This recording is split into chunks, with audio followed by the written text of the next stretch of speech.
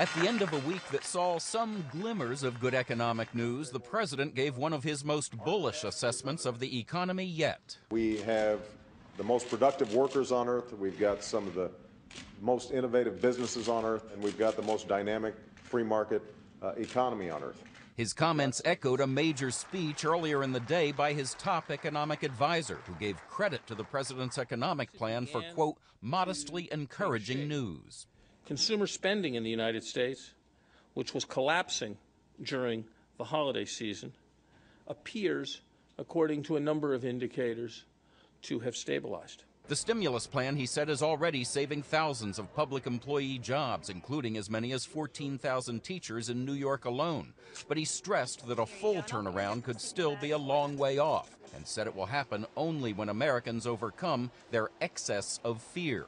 Greed gives way to fear, and this fear begets fear. It's the same kind of fear, he said, that pushed the U.S. into a depression in the 1930s and led Franklin Delano Roosevelt to utter these words. The only thing we have to fear is fear itself. For businesses that can overcome their fear, Summers argued this is a good moment for long-term investment. What we need today is more optimism and more confidence. But there was less confidence today from China, which holds $1 trillion in U.S. bonds. I'm a little worried, said China's premier, urging the U.S. to, in his words, stay a credible nation and ensure the safety of Chinese assets. White House spokesman Robert Gibbs said China need not worry. There's no safer investment in the world than in the United States.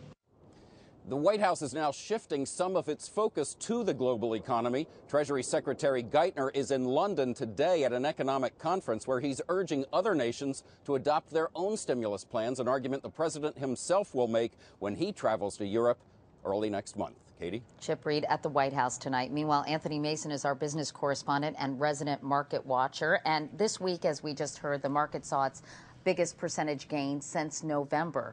I know you can't read the tea leaves, Anthony, but what is that telling us? Well, it's telling us at least we can sleep better this weekend, right, to start with. But really, we had a 600-point rally this weekend, but really we're only back to where we were 2 weeks ago.